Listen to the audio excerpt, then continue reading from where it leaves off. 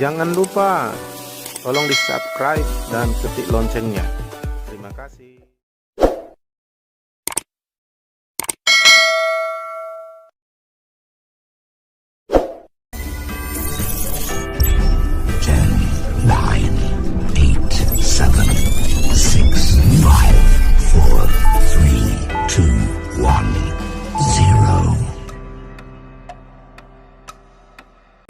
Seorang pemimpin atau bapak rohani itu sudah menjalani banyak hal bersama Tuhan, bahkan yang belum pernah kamu lihat, dengar, alami.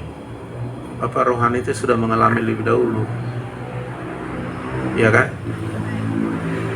Nah, apalagi bapak rohani itu sudah melangkah lebih maju gitu, artinya dia sudah mengalami banyak proses, mungkin hambatan, tantangan, pernah jatuh, bangkit lagi semua, dan dia sudah melewati semua. Jadi ketika dia menyampaikan kepada anak-anak rohaninya, dia tidak mau anak-anak itu mengalami pengalaman yang buruk tentunya, ya kan? Dia akan memberitahukan bagaimana pengalaman sehingga dia berhasil. Makanya dibilang sebenarnya anugerah itu bagi saudara, ya.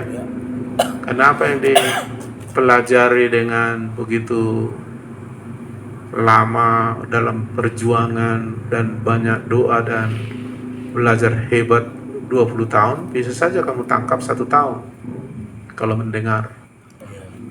Iya, jadi nah, yang hebatnya kalau tidak didengar, lalu jalan sendiri jatuh, jalan sendiri salah. Nah, jadi itu sebabnya kalau tidak ada pimpinan, jatuhlah satu bangsa, katanya. Nah, jadi tadi sudah banyak disampaikan, beberapa hal-hal yang kecil-kecil tadi dibagikan, sehingga kita bisa nanti akan melihat secara lengkap, ya, apa visi misinya Tuhan yang sudah disampaikan untuk kita kerjakan, wujudkan di gerejanya ini. Yaitu gereja itu adalah rumah keluarga. Gereja itu tempat di mana Tuhan melakukan aktivitas. Gereja itu merupakan tempat di mana Dia membangun kerajaannya, supaya kehendaknya di bumi seperti surga terjadi. Nah, gereja itu sedang dibangun di atas bukit-bukit, gunung-gunung tinggi jauh, sehingga gereja itu menjadi pusat peradaban manusia. Tetapi kembali kepada apa yang Tuhan mulai, seperti kepada murid-muridnya. Mereka dimuridkan, lalu dibangun sedemikian rohnya, sehingga Petrus mengenal Tuhan secara pewahyuan. Dia mengenal Yesus itu siapa bagi hidupnya. Engkau adalah Mesias, anak Allah yang hidup. Dia mengalami pewahyuan, dia bisa melihat secara jelas dari Tuhan, bukan manusia memberitahu tapi Bapa. Jadi dia bisa mengetahui itu, melihat Yesus itu sebagai Mesias, anak Allah yang hidup, itu karena pewahyuan. Dia bisa melihat, dia punya visi. Lalu berdasarkan visi itulah Tuhan membangun gerejanya di atas batu karang ini, yaitu Petrus yang menerima visi, melihat siapa Yesus yang menjadi batu karang hidupnya. Lalu di atas batu karang pengenalan inilah, visi inilah, dibangun gerejanya, alam maut tidak menguasainya. Itu makanya gereja yang paling kokoh, tak tergoncangkan, makanya gereja adalah pusat kehidupan, pusat peradaban. Seperti Tuhan pernah menjadikan Israel keluarganya, maka sampai sekarang Israel luar biasa. Meskipun tanda kutip banyak orang Israel Yahudi yang tidak mentaati Tuhan, tetap Tuhan menghajar anak yang dikasihinya, tetap dibela, tetapi dia akan dihajar seperti di rumah. Tapi kadang-kadang anak-anak ini salah mengerti terhadap orang tua, bahkan menganggap bapak orang lebih baik dari bapaknya. Kenapa? Karena bapak orang lain itu gak pernah mukul dia, gak pernah negur dia, manis-manis saja, senyum-senyum aja kan. Jadi anak itu bisa menganggap ini bapakku ini dibentak aku, dimarahi aku, dipukul aku, jahat. Lalu dia lari, jadikan bapak orang lain yang menurut dia baik. Nah, itu yang salah. Ya enggak juga lah mungkin bapak orang lain memukulmu kan. Iya. Itu bisa dianggap apa itu, penganiayaan kan, atau yang lain kan. Jadi kadang-kadang gitu ya, jangan kamu anggap keluargamu itu, kakak adik rohanimu atau bapak orang tua rohanimu itu gara-gara menegurmu, memukulmu itu jahat. Enggak. Lalu kau katakan orang lain baik, mama orang lain baik, bapak orang lain baik karena belum pernah aku dipukul. Ya nggak mungkin bapak orang lain, kakak orang lain memukulmu kan. Kadang-kadang anak itu bisa berpikir sakir nggak ngertinya dia gitu, ya kan? Jadi Alkitab juga bilang, ya besi menajamkan besi, sesamanya menajamkan sesama. Yang paling bisa dipakai Tuhan yang dekat lah. Siapakah? Keluarga rohani. Ya makanya kita harus tahu. Jadi banyak orang gini kan, begitu ditegur, begitu didisiplin, begitu dipukul secara pengajaran atau secara kata-kata, dianggapnya bapak rohaninya jahat, lalu dia pergi pindah rumah, pindah keluarga, pindah apa gitu. Padahal sama artinya, logikanya, keluarga jasmani dengan keluarga rohani. Dia disebut anak karena dia lahir dari orang tua itu, dan statusnya sebagai anak itu selama dia hidup. Status kita sebagai anak rohani itu selama-lamanya sampai di surga, karena ini masalah rohani kekal. Tapi banyak orang nggak mengerti. Banyak orang menghormati orang tuanya model bagaimanapun itu, tetapi secara rohani banyak orang nggak melakukan itu, ya kan? Nah, jadi sebenarnya sinkron antara keluarga rohani dengan keluarga jasmani sebenarnya. Malah keluarga jasmani belajar dari keluarga rohani, karena yang akurat itu, yang paling benar itu adalah firman Tuhan yang diterapkan di rumah rohani. Justru dari situlah kita bawa pola hidup ke keluarga jasmani. Tapi banyak orang nggak mengerti. Nah, lihatlah anak-anak rohani di sini banyak kan. Nah, kan begitu ditegur kakak rohaninya atau orang tua rohaninya atau saudara rohaninya, langsung marah pergi. Ya kan? Ditegur bapak rohaninya langsung pindah. Apa bisa pindah? Saya nggak bisa. Iya kan? Malah yang penting adalah semakin dewasa kita, semakin kita mengasihi orang tua kita model apapun itu. Iya kan? Kan begitu kan? Seolah-olah tidak ada kesalahan dia itu. Tapi waktu kita kecil, tanggapnya orang tua kita ini jahat kan? Iya. Tapi setelah kita bertumbuh dewasa secara jasmani, kalau kita masih normal otaknya, seolah-olah kita lupakan itu kan? Sejahat apapun itu.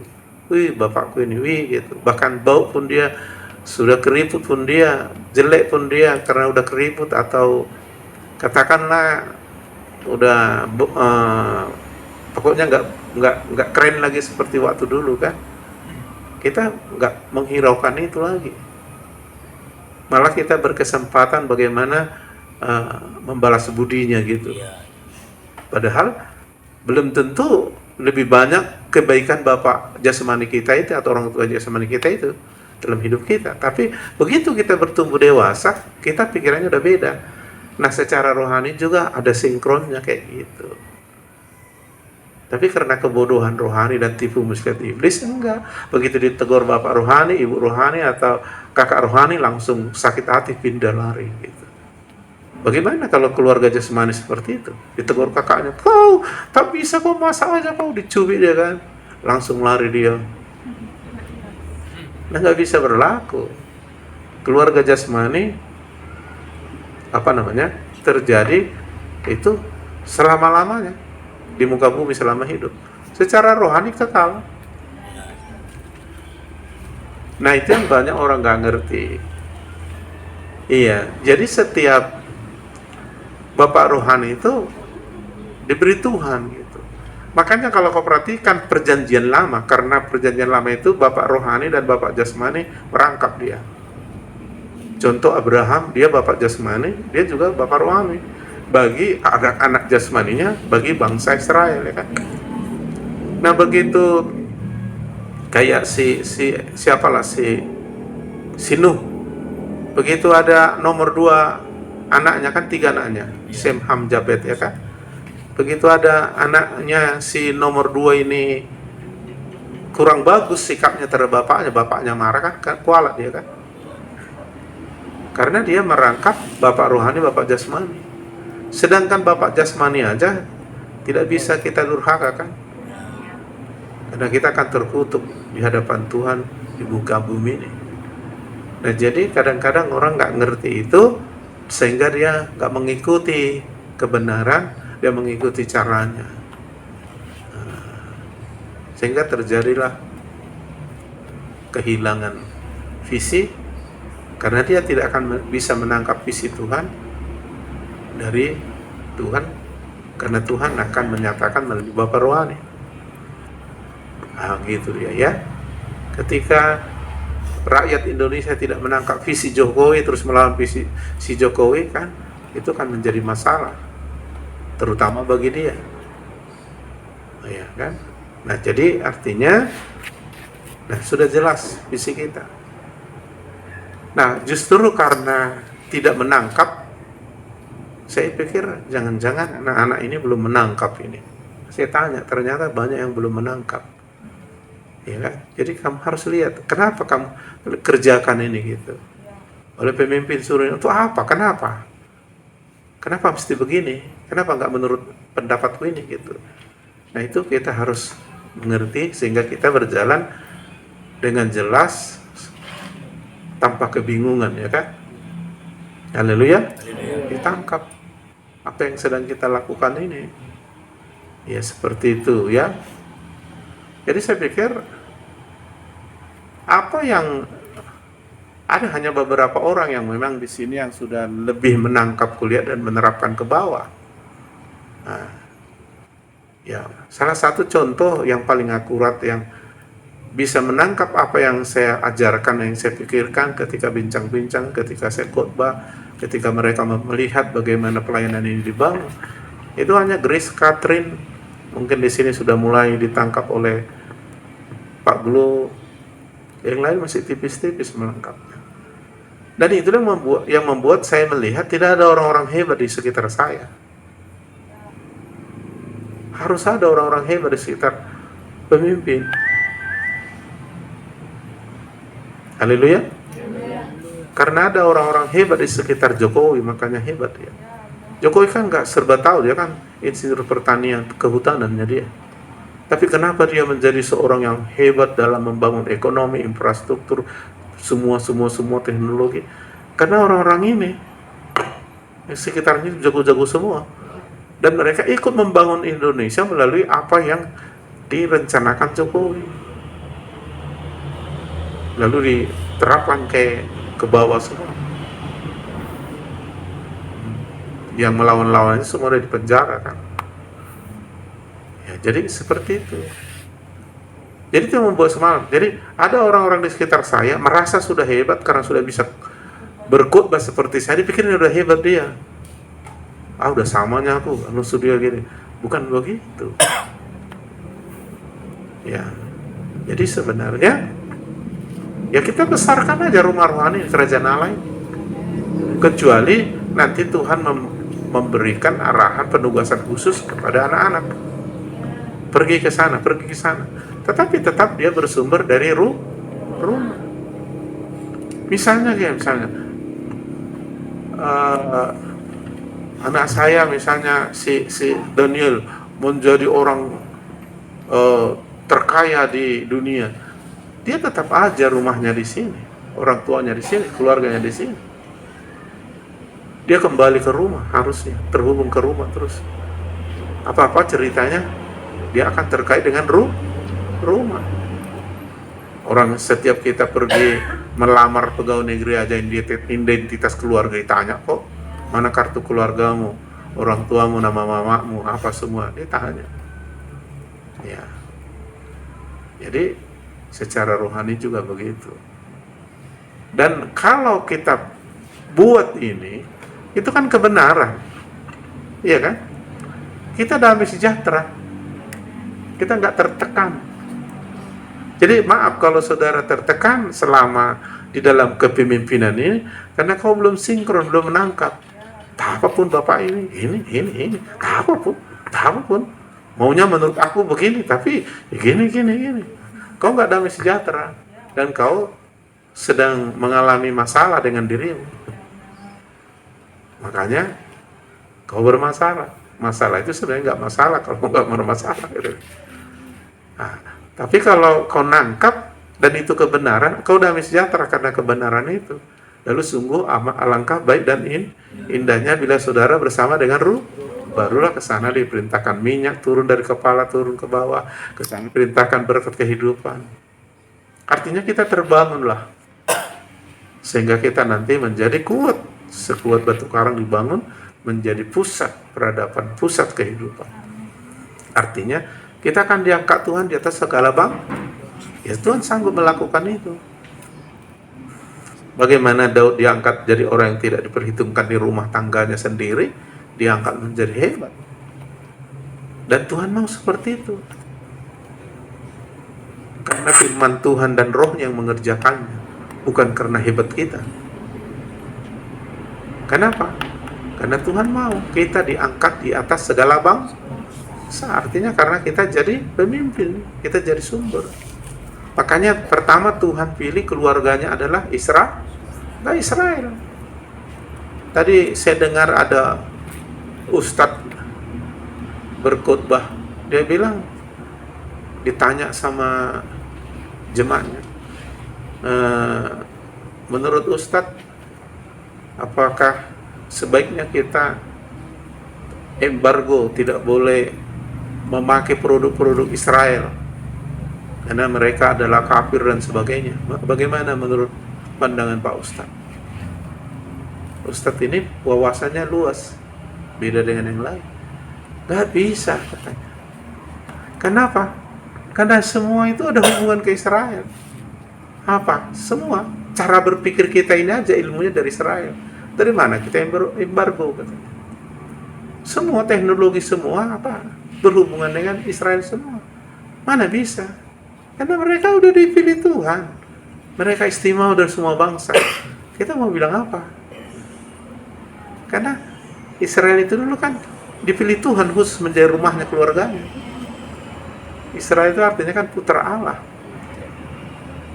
Bahkan dari situ lahir Yesus kan.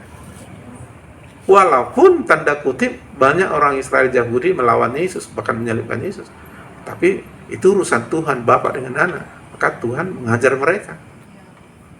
Namun tetap mereka adalah orang yang dikasihi, dilindungi Tuhan.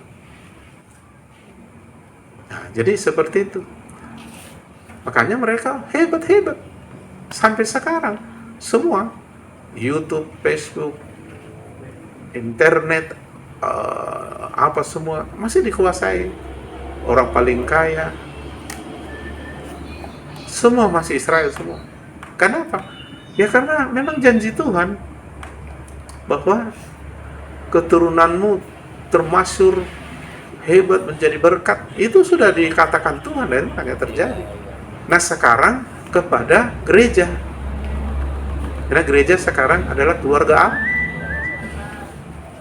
Seperti Israel.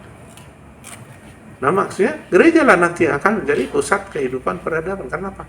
Allah mau gereja inilah rumahnya yang sesungguhnya. Amin. Jelas ya? Dan kita ini gereja. Amin. Jadi kamu jangan terus jadi pengkhotbah top di sini kalau nggak diutus dari rumah ini. Tiba-tiba khotbah Singapura ke Malaysia, hebat kau pikir. Nggak pakai rumah rohani, bapak rohani pun aku hebat. Tunggu-tunggu aja kalau jatuh melebab nanti. Jatuh. Alkitab bilang orang durhaka, kualat. Ini pola Tuhan, baik secara jasmani aja dibilang begitu kan. Hormati, taatilah orang tua dalam Tuhan supaya bahagia engkau dan panjang umurmu katanya. Secara jasmani aja. Kehidupanmu di bumi ini tergantung pada sikapmu terhadap orang tua. Apalagi secara rohani kekekalan. Jadi sinkron antara keluarga jasmani, keluarga rohani. Jadi kalau kau memang sudah tahu kau adalah anak rohani di sini, jangan kau berpikir yang tidak-tidak lagi. Kalau kau sudah lahir dari anak si Raja Guguk, jangan berpikir kau menjadi Sinambela. Itu pikiran sesat itu. Mau kayak mana pun itu, kau Raja Guguk. Tapi bapakku, tunggu bertumbuh aja kau dewasa. Kau akan bilang bapakmu itu baik, lupa kejelekannya. 99 kejelekannya, satu kebaikannya itu yang kau lihat. Itulah kalau kita bertumbuh. Tapi kalau kau masih bayi atau masih kanak-kanak, begitu dicubit, kau merajuk, kau marah sama bapakmu, bapakku nggak baik, bapak orang sana baik. Itu karena kau belum mengerti. Oke? Haleluya.